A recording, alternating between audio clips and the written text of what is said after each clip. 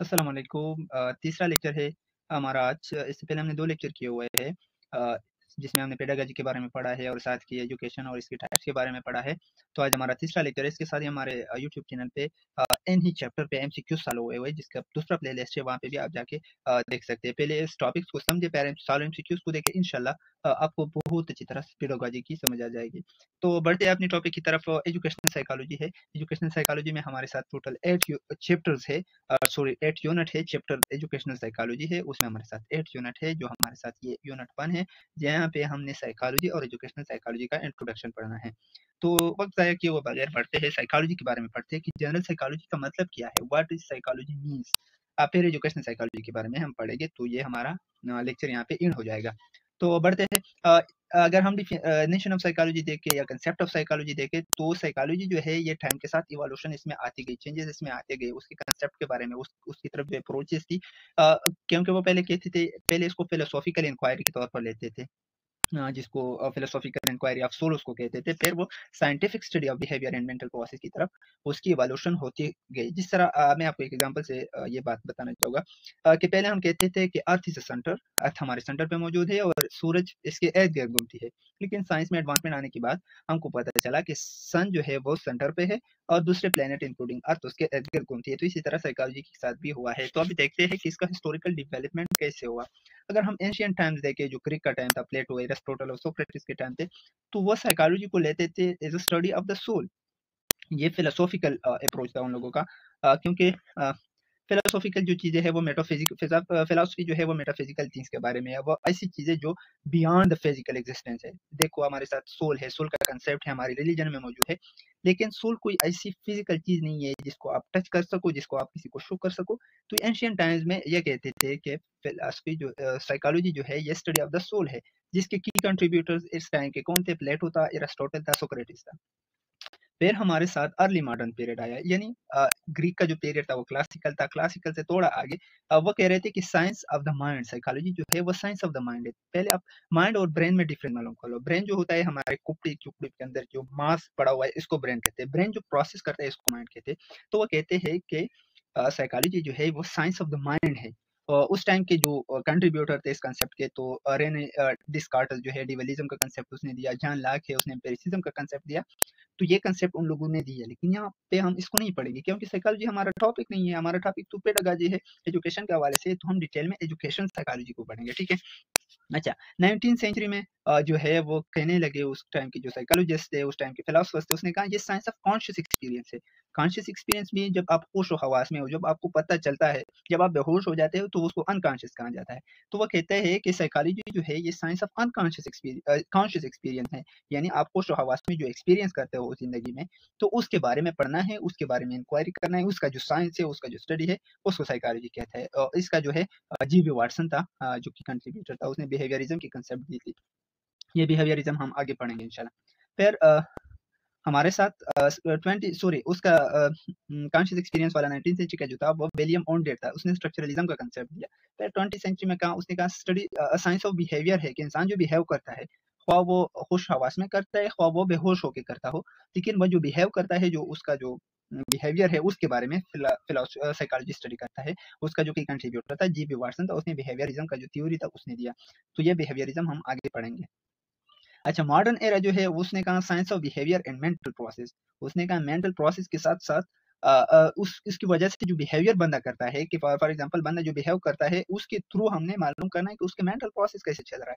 तो इन सब चीज़ों की जो मालूमात है, उन सब चीज़ों की जो स्टडी है, उसको हम साइकोलॉजी कहते हैं। ये मॉडर्न एरा जो अभी तक इसका डेफिनेशन कायम है। एक कॉग्निटिव, बायोलॉजिकल, सोशल और साइकोलॉजी जो है, सोशल साइकोलॉजी, ये सब के जो कंसेप्ट है इसके साथ मिलते जुलते हैं।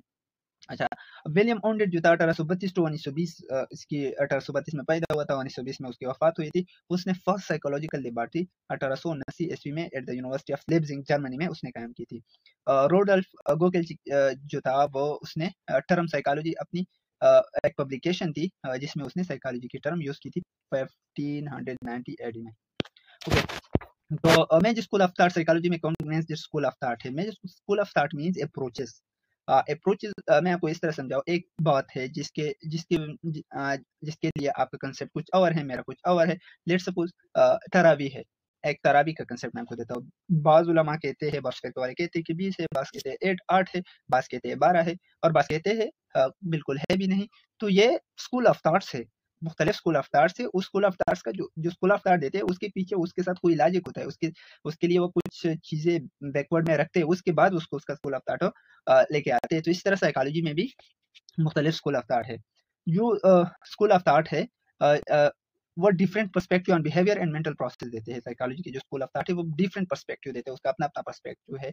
तो हम अब देखते हैं स्कूल ऑफ थॉट जिसका जो फाउंडर था उसकी डेफिनिशन क्या थी, उसके की आइडियाज़ क्या थे। इसका पहला स्ट्रक्चरलिज्म था। स्ट्रक्चरलिज्म का जो है फाउंडर्स कौन थे? विलियम ओनडेट था, ए.बी. टिचनर था। वो कह रहे थे कि स्टडी ऑफ कॉन्शियस एक्सपीरियंस जो है साइकोलॉजी वो है, ठीक है? स्ट्रक्चरिज्म का जो अप्रोच था उस टाइम का वो फोकस किस पे कर रहे थे? Breaking down mental processes into basic element. असल में स्ट्रक्चरिज्म का जो आइडिया है ये बहुत ब्रॉड टर्म है, बहुत ब्रॉड फिलॉसफी है, एक थ्योरी है स्ट्रक्चरिज्म असल में। तो स्ट्रक्चरिज्म जो है वो कहता है ना कि हर कोई चीज छोटे-छोटे ज़रात से बना है और उसने एक बड़ा चीज बनाया हुआ है। और ये बड़े चीज का मतलब है ये जो छोटे-छोटे ज़रात मिलके जिसने एक बड़ा कंपाउंड सा बनाया हुआ है। कंपाउंड का मतलब है उसको बंदा फील कर सकता है, लेकिन ये छोटे-छोटे ज़रात है उसको कोई मतलब नहीं है। स्ट्रक्चरिज्म का यही बिलीव है। अच्छा, फंक्शनलिज्म जो है वो विलियम जेम्स था उसका फाउंडर।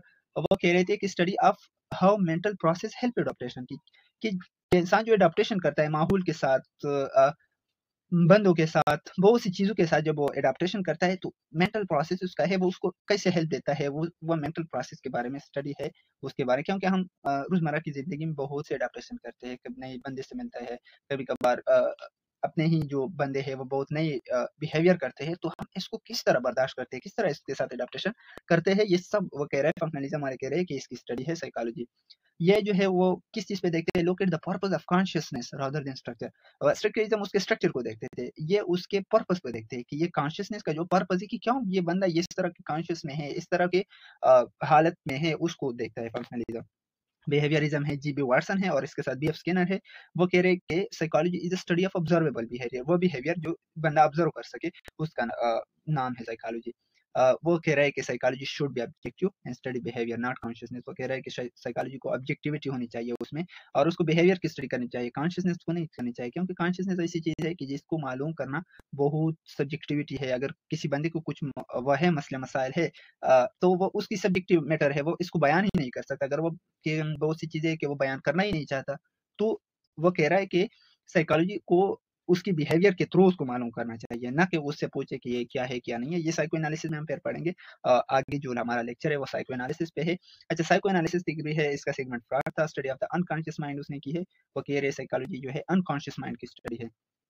वो कह रहा है उसका जो की कांसेप्ट था वो कह रहा है कि इंसान का जो लाइफ है उसके चाइल्डहुड एक्सपीरियंसेस से, उसके इंस्टिंक्ट से और उसके अनकॉन्शियस डिजायर की वजह से उसकी बिहेवियर जो है उसकी लाइफ की जो अप्स एंड डाउन है वो इफेक्ट होते हैं। ये सारे हम डिटेल में पढ़ेंगे इंशाल्लाह। ह्यूमनिस्टिक साइकोलॉजी है, उसका की founder Carl Rogers Abraham Maslow है। वो ह्यूमन ग्रोथ और पोटेंशियल पे उसका फोकस था। और ये स्ट्रेस किस चीज पे दे रहे हैं? Stress is free will and self actualization पे उसका वो था। मतलब उसकी कंसेप्ट थी कि वो स्ट्रेस किस चीज़ पे फ्री विल पे दे रहे हैं कि इंसान जो उसको फ्री विल दे दो कि वो कुछ क्या करना चाहता है उसको करने दो और उसको फिर स्टडी करो और उसके बारे में फिर मालूमात इकट्ठा करो। कॉग्निटिव साइकोलॉजी है, जेन पाइगट नाम चॉम्स्की इन दोनों ने दिया है। ये यार बहुत बड़े-बड़े थ्योरीज है। इसको 5-10 मिनट में एक्सप्लेन करना बिल्कुल बाहर है इससे। इस पे 2-2 घंटे लेक्चर भी अगर दे दो ना तो भी कम है। लेकिन यहाँ पे थोड़ा बैकग्राउंड बनाना है हमने। और साइकोलॉजी के बाद अब एजुकेशनल साइकोलॉजी में जब हम जाएँगे वहाँ पे वो जो चीज़ें हमारी यूज़ की है वहाँ पे उसको डिटेल में पढ़ेंगे, ठीक है? लेकिन इसकी को जो शायद इसमें आ जाए कि कॉग्निटिव साइकोलॉजी या ह्यूमनिस्टिक साइकोलॉजी का कौन था वगैरह इस तरह का अगर कोई व सवाल हमारे सामने आता है तो फिर हम एमसीक्यूज़ को सॉल्व कर सकते हैं और उसका कांसेप्ट थोड़ा हमको आएगा। अच्छा, कॉग्निटिव साइकोलॉजी के जो फाउंडर्स थे वो जॉन पॉइगट था और नोम चॉम्स्की थे। वो study of mental processes like thinking and memory को स्टडी करते थे। मेंटल के जो प्रोसेस है थिंकिंग और मेमोरी को के बारे में स्टडी करते हैं कि इंसान की मेमोरी और थिंकिंग प्रोसेस में जो शिफ्ट आता है वो कैसे उसमें अप्स एंड डाउन्स आते हैं उसको स्टडी करते थे। उसके थ्रू मतलब जो साइकोलॉजिकल प्रॉब्लम थे उसके सॉल्यूशन ढूंढते थे। उसका एम्फेसाइज जो था वो rule of thoughts in behaviour पे देता था, ठीक है? उसका एम्फेसाइज किया था कि थॉट्स का जो है इंसान की थिंकिंग जो है थॉट जो है उसके बिहेवियर पे क्या उसके मतलब उसके असरात क्या हो सकते हैं, तो ये सब वो स्टडी करते थे। साइकोलॉजी अगर हम देखें तो साइकोलॉजी को बाज़ हज़रात नेचुरल साइंस लेते हैं, बाज़ हज़रात सोशल साइंस लेते हैं। अगर नेचुरल साइंस लेते हैं तो वो इसलिए लेते हैं कि स्टडी ये बायोलॉजिकल एस्पेक्ट ऑफ बिहेवियर को स्टडी करते हैं कि मतलब इंसान जो बिहेवियर करता है उसके पीछे बायोलॉजी क्या है, उसके पीछे उसके माइंड के अंदर क्या कुछ चल रहा है, उसको वो स्टडी करते हैं। तो वो पैर ये नेचुरल साइंस हो गई और इसके साथ ह्यूमन इंटरेक्शन को वो स्टडी करता है, तो ये सोशल साइंस हो गई। सोशियोलॉजी वगैरह तो में आते हैं सोशल साइंसेज में, तो ये बात हुई इसमें। अच्छा, की कैरेक्टरिस्टिक ऑफ साइंटिफिक साइकोलॉजी अगर हम देख लें तो ये एक एम्पिरिकल अप्रोच उसका है, ये ऑब्जर्वेशन और एक्सपेरिमेंट के थ्रू अपनी स्टडी करता है, कोई हवाई बातें नहीं करता, उसके थ्रू एम्पिरिसिज्म उसमें आता है, ठीक है। सिस्टमैटिक स्टडी करता है, स्ट्रक्चर रिसर्च मेथड उसमें इस्तेमाल करता है। ये जो बातें हैं आपको साइको एनालिसिस में जो आगे थ्योरी आने वाली है उसमें सब कुछ मैं आपको समझाऊंगा, लेकिन यहाँ पे सिस्टमैटिक स्टडी मीन्स कि आप स्टेप बाय स्टेप एक स्टडी करते हो। आपका पेशेंट है साइकोलॉजी का, साइकोलॉजिकल प्रॉब्लम है उसको, तो उसके थ्रू आप इसके इलाज करते हैं। इस तरह ऑब्जेक्टिव एंड रिलायबल होता है, क्योंकि इसके जो स्टडी है रिपीटेबल एंड वेरीफाइबल होता है, क्योंकि वो जो बातें करता है आप उसको वेरीफाई भी कर सकते हो और इसको रिपीट भी कर सकते हो, तो वही सेम रिजल्ट आपको आएगा। तो इस वजह से ये ऑब्जेक्टिव भी है। Dynamic and predictable behaviour, human behaviour varies but follows pattern. ये इंसान जो है, जो उसकी बिहेवियर होता है वो हर मिनट हर सेकंड चेंज होता है, क्योंकि अभी अगर मेरा अभी एजुकेशनल मोड में हो, अभी मैं जाऊंगा तो मैं मस्जिद को जाऊंगा, मस्जिद में मैंने नमाज पढ़ूंगा तो रिलीजियस मूड होगा, तो मेरा बिहेवियर अनप्रिडिक्टेबल है, किसी को पता नहीं। फिर फैमिली के साथ इंटरेक्शन करूंगा तो ये है कि मैं वेरी करता है, लेकिन पैटर्न फॉलो करता है कि मैं जब एजुकेशन सेटिंग में हूँ तो मेरा बिहेवियर इस तरह होता है, जब रिलीजियस मैं हूँ तो मेरा बिहेवियर ये, तो ये पैटर्न है, तो इसमें सिमिलरिटीज हो सकती है। साइकोलॉजी के अगर ब्रांचेस हम देख ले, ब्रांचेस ऑफ साइकोलॉजी, एक जनरल साइकोलॉजी है जो फंडामेंटल प्रिंसिपल ऑफ साइकोलॉजी पढ़ता है, all aspect of behaviour and mental process. ये जनरल जो है, ये जनरल टर्म, जिस तरह हमारे साथ एक बायोलॉजी है, बायोलॉजी जो जनरल बायोलॉजी है उसमें हमारे साथ फिर उसके डिफरेंट ब्रांचेस आते हैं, जिस तरह जूलॉजी, बॉटनी, इस तरह आते हैं। तो ये जनरल साइकोलॉजी का भी यही कंसेप्ट है, जिस तरह मेन बायोलॉजी का है। फिर फिजियोलॉजिकल साइकोलॉजी है, ये studies biological basis of behaviour जो हम बिहेवियर करते हैं उसके पीछे उसका बायोलॉजी मालूम करना चाहता है, ये फिजियोलॉजिकल साइकोलॉजी में हम करते हैं। ब्रेन, नर्वस सिस्टम और हार्मोन्स का फोकस है, हार्मोन्स पे उसका फोकस होता है। अच्छा, अज़ान हो रही थी तो हम फिजियोलॉजिकल साइकोलॉजी के बारे में पढ़ रहे थे कि फिजियोलॉजिकल जो साइकोलॉजी है ये स्टडी करता है बायोलॉजिकल बेसिस, बिहेवियर के पीछे जो इंसान के वो बायोलॉजिकल बेसिस है कि उसके पीछे बायोलॉजी क्या है सिंपली, तो वो इसको स्टडी करते हैं। उसका मेन फोकस ब्रेन पे होता है, इंसान की जो दिमाग है उनके नर्वस सिस्टम पे होता है, उसके हार्मोन्स पे होता है कि इसमें कोई प्रॉब्लम है या नहीं है। अगर फॉर एग्जाम्पल एक बंदा इबनॉर्मल बिहेवियर करता है तो उसको माइंड को, ब्रेन को स्टडी करता है, उसके नर्वस सिस्टम को स्टडी करता है, उसके हार्मोन्स को स्टडी करता है। इस तरह सोशल साइकोलॉजी है, ये सोशल सिचुएशन में, ये जो सोशल गैदरिंग्स है, सोशल इंटरेक्शन है, उसमें इंसान के बिहेवियर को स्टडी करता है और खासकर ग्रुप बिहेवियर पे उसका फोकस, एटीट्यूड्स उसके उसके प्रेजुडिस मींस बंदे से आपको वैसे नफरत हो रहा, कोई आपको उसका कोई लॉजिक ना हो, कोई लॉजिक नहीं है फिर भी उससे नफरत करते हो, तो इसको प्रेजुडिस कहते हैं, तो उसको स्टडी करता है। क्लिनिकल साइकोलॉजी, ये फोकस उसका क्या होता है, मेंटल इलनेस और थेरेपी पे होता है कि जब बंदा साइकोलॉजिकली बीमार होता है तो क्लिनिकल साइकोलॉजी जो है उसकी इलाज वगैरह के बारे में उसका स्टडी करता है, उसके बारे में। जो साइकाट्रिक बैठे होते हैं असल में उसके क्लिनिकल साइकोलॉजी होता है। ये डायग्नोसिस करता है, ट्रीटमेंट करता है और साइकोथेरेपी करता है। ये सब टर्म जो है हमारे आने वाले लेक्चर में इस्तेमाल होने वाले हैं। तो डायग्नोसिस मीन्स कि हम उसकी तशखीस करते हैं कि ये क्यों है, फिर हम ट्रीटमेंट, उसकी ट्रीटमेंट पॉसिबल इलाज जो है उसके तरफ बढ़ते हैं। इसमें एक साइकोथेरेपी है जिसमें बंदे के साथ बातें करता है। असल में ना एक बात है कि साइकोलॉजिकल जो डिसऑर्डर है, अगर उसकी वजह मालूम हो जाए कि ये साइकोलॉजिकल प्रॉब्लम किस वजह से है, तो आपका 80% साइकोलॉजिकल प्रॉब्लम हल हो जाता है। तो साइकोथेरेपी या ट्रीटमेंट वगैरह जो है ये सारे इस चीज़ के लिए है कि इस प्रॉब्लम को मालूम करें, इसका रूट मालूम करें। तो साइकोथेरेपी के थ्रू हम उसको मालूम करते हैं। इसमें हम बंदे से जो पेशेंट होता है उसको फ्री चॉइस देते हैं कि आप फॉर एग्जांपल आप उसको कहो कि यार फैमिली के बारे में बातें करो। अगर उसको फैमिली से प्रॉब्लम है तो वो फैमिली के बारे में जो बातें करेंगे डॉक्टर इसको नोट करता है, साइकियाट्रिस्ट इसको नोट करता है कि ये तो उसके बारे में ये बातें करता है, ये तो एक नॉर्मल बात है। तो उसको पता चल जाता है, जो साइकियाट्रिस्ट से फिर जो है वो उसके घर वालों से पूछता है, उस बीमार से पूछता है कि यार इसको फैमिली के साथ किसके साथ इशू है, कुछ नज़दीक दिनों में क्या हुआ है उसको। तो ये सब बातें हम क्लिनिकल साइकोलॉजी में पढ़ते हैं। अच्छा, इंडस्ट्रियल साइकोलॉजी है, ये human behaviour at work places इसको स्टडी करता है कि इंसान वर्क प्लेस पे किस तरह बिहेव करता है। प्रोडक्टिविटी, मोटिवेशन और लीडरशिप जो है इसका मेन फोकस होता है। फॉर एग्जांपल इंडस्ट्रियल साइकोलॉजी जो है, साइकोलॉजिस्ट जो है खासकर जिसने इंडस्ट्रियल साइकोलॉजी की हो, तो उसका मेन पर्पज ये होता है कि एक इंडस्ट्री है उसमें वर्कर काम करते हैं, तो उस वर्कर को वो ऑब्जर्व करता है, उसकी प्रोडक्टिविटी के बारे में उसके मालिक को बताता है कि अगर आपने इन लोगों को इस तरह के कुछ इनामात दिए ऑब्जर्वेशन के बाद, आपके जो है वर्कर्स वो ये बातें हैं, उसमें फॉर एग्जांपल मोटिवेशन की कमी है, उसमें लीडर जो उसका लीडर है उसकी कमी है, उसमें प्रोडक्टिविटी आपने इसको इंक्रीज करनी है, तो ये सारी बातें इंडस्ट्री साइकोलॉजी में हम पढ़ते हैं। एजुकेशनल साइकोलॉजी है, मेन जो हमारा टॉपिक है ये है, इसका फोकस होता है लर्निंग और टीचिंग प्रोसेस में, जो इंसान का बिहेवियर होता है उसको स्टडी करता है, लर्निंग प्रोसेस को किस तरह इंप्रूव करना है, कौन सी साइकोलॉजिकल प्रोसेस के थ्रू हम इसको इंप्रूव कर सकते हैं, ये इसको फोकस इस पे होता है स्टूडेंट बिहेवियर पे और लर्निंग मेथड्स पे, उसका सारा वो होता है, ठीक है। अच्छा, research method in psychology, experimental method हम इसमें इस्तेमाल करते हैं, control experiment to test hypothesis, कोई एक्सपेरिमेंट करते हैं, जो एक हाइपोथेसिस होता है हम इसको पे टेस्ट करते हैं। इंडिपेंडेंट एंड डिपेंडेंट वेरिएबल, ये हमारा कुछ टॉपिक नहीं है असल में, हमारा टॉपिक एजुकेशनल साइकोलॉजी है, लेकिन फिर भी थोड़ा इसको पढ़ते हैं। ऑब्जर्वेशन मेथड है, study behaviour in natural setting, असल में ना ऑब्जर्वेशनल मेथड जो है, ऑब्जर्वेशनल जो मेथड हम इस्तेमाल करते हैं, ये हमारा एजुकेशनल साइकोलॉजी का मेन टॉपिक, क्योंकि इसमें ना हम लर्नर जो है, हम स्टूडेंट जो है उसको देखते हैं, उसको ऑब्जर्व करते हैं कि ये बिहेव जो कर रहा है वो कैसे कर रहा है, ये नाम क्या है, ये इसको लेक्चर मजा क्यों नहीं दे रहा, उसके पीछे पर हम ऑब्जर्वेशन करते हैं, उसको मालूम करते हैं। तो ये सब चीजें जो है एजुकेशनल साइकोलॉजी में हमारी वह है, कारआमद है, लेकिन रिसर्च मेथड जो है इन साइकोलॉजी इस तरह की बातें करता है। अच्छा, इंट्रोस्पेक्शन जो है self examination of thought and feelings होता है, कि बंदे को अगर कोई बात है तो बंदा अपने ऊपर सोच लेता है, कि अपने अपने आप से सोच में वो हो जाता है, अपने सोच में गुम हो जाता है कि मैंने कौन सी गलती की हुई है कि मेरे साथ ये हुआ। ये जो है यूज्ड इन अर्ली साइकोलॉजी, ये जो बातें थी ये अर्ली साइकोलॉजी में होती थी, रिजेक्टेड बाय बिहेवियरिस्ट, लेकिन बिहेवियरिस्ट इसको नहीं मानते, ठीक है।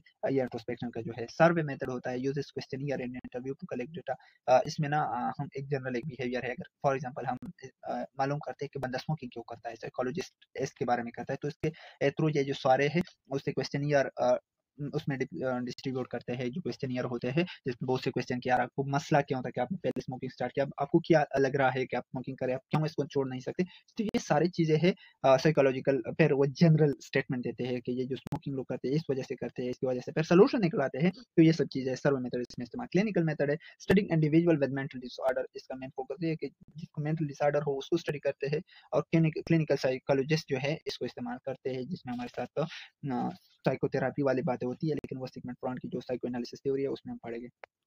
हमारा topic educational psychology main topic है, study of how individual learn and develop in educational setting, and इस में ये स्टडी करते हैं कि लर्न जो है इंडिविजुअल जो है वो किस तरह लर्निंग करता है, और किस तरह उसमें डेवलपमेंट आती है, या किस तरह हम इसमें ला सकते हैं, इन सब बातों को हम स्टडी करते हैं एजुकेशनल साइकोलॉजी में। अच्छा, की फिगर इसमें क्या था, ईएल थोर्नडाइक था, जिसको हम father of educational psychology consider कर सकते हैं। एल्फर बाइनेट था, जिसने डेवलप किया था फर्स्ट इंटेलिजेंट टेस्ट। अपील था, जिसने educational psychology as a science of education जो है उसको डिफाइन किया था। तो ये साइकोलॉजिस्ट थे और इसकी कंट्रीब्यूशन यही थी। अगर हम स्कोप ऑफ एजुकेशनल साइकोलॉजी देख ले कि ये किन-किन चीज़ों को वो कवर करता है, तो ये स्टूडेंट को स्टडी करता है, टीचर्स को स्टडी करता है, और इसके लर्निंग प्रोसेस जो है उसकी लेक्चर मेथड को, उसकी एजुकेशनल सेटिंग में उसका बिहेवियर को, ये सब चीज़ें उसको स्टडी करता है। ये teaching method, motivation, intelligent and assessment सब के बारे में स्टडी करता है। उसके लिए अगर उसमें प्रॉब्लम है तो उसको सॉल्यूशन ढूँढता है। तो ये सब चीज़ें एजुकेशनल साइकोलॉजी में हम पढ़ते हैं। हमारे हेल्प करता है कि क्लासरूम जो टेक्निक्स है एंड स्टूडेंट परफॉर्मेंस है उसको किस तरह इम्प्रूव करें, उसमें टीचर की हेल्प करता है। प्रिंसिपल ऑफ एजुकेशन साइकोलॉजी का अगर हम देख ले तो वो कह रहा है कि all education is persuasive. Education psychology का ये भी बिलीव है कि अगर कोई एजुकेशन लर्न कर रहा है या कोई एजुकेशन है तो उसके पीछे कोई वो चीज है, उसमें परसुएशन है कि ये स्टूडेंट को परसुएस करता है, उसको इफेक्ट करता है, वो किसी एक रास्ते पे उसको लेके जाना चाहता है। वो सिंपल ये learning is guided by goals, कोई लर्निंग जो है उसकी कोई गोल्स होती है, कि अगर फॉर एग्जांपल हमको इस्लामियात पढ़ा रहे हैं तो उसका गोल क्या है, हमको अपने इस्लाम के बारे में आगाह करना है इन लोगों ने। अच्छा, लर्नर सेंटर अप्रोच है, वो जो है एजुकेशन साइकोलॉजी का मतलब है कि लर्नर जो है उसका जो वो है बिहेवियर है, उसका जो उसके लिए जो मेथड आपने इस्तेमाल करना है, ये सब उसके बारे में करता है। वो कहता है कि लर्नर सेंटर अप्रोच होना चाहिए आपकी टीचिंग में। आप टीचर है, आपको नॉलेज आती है, तो आप तो बस खत्म हो गए ना, आपको एक लेवल है, लेवल तो आप स्टूडेंट का है कि उसको आपने बढ़ाना है। इंडिविजुअल डिफरेंसेस इन लर्निंग, आपकी क्लास में बहुत से ऐसे स्टूडेंट है जो बहुत नालायक है, जो ऐसे बहुत स्टूडेंट जो बहुत लायक है, तो आपने लायकों के सफ में किस तरह करना है, खड़ा करना है। आपके लायक जो है, आपका लायकों का जो सफ है, आपने उसको किस तरह मेंटेन करना है कि उसके जो लायक बने, उसका इंटेलिजेंस है वो लो ना हो जाए, वो नालायक ना बन जाए। तो ये सब चीजें साइकोलॉजिकल एजुकेशनल साइकोलॉजी उसको स्टडी करता है, उसके साथ डील करता है। एप्लीकेशन साइकोलॉजिकल थ्योरी जो है, मुख्तलिफ थ्योरीज उसको वो अप्लाई करता है, बिहेवियरिज्म है, कॉग्निटिव लर्निंग है, मोटिवेशन थ्योरीज है, तो ये सब चीजें उसको वो करता है। एक्सपेरिमेंटल साइकोलॉजी और इसका अगर हम हिस्ट्री देखें तो ये मेरे ख्याल में ये इतना इम्पोर्टेंट नहीं है, लेकिन फिर भी विलियम ऑन्डेट जो था हमने पढ़ा कि इसने साइकोलॉजिकल फर्स्ट लेबॉरेटरी 1879 में उसने एस्टेब्लिश किया। विलियम जेम्स जो था जिसने first psychological book principle of psychology 1873 में लिखा। मार्गरेट फ्लाई वॉशबर्न जो है ये फर्स्ट वुमेन है जिससे पीएचडी जो है साइकोलॉजी में अवार्ड की थी, यानी उसने पीएचडी डिग्री हासिल की थी।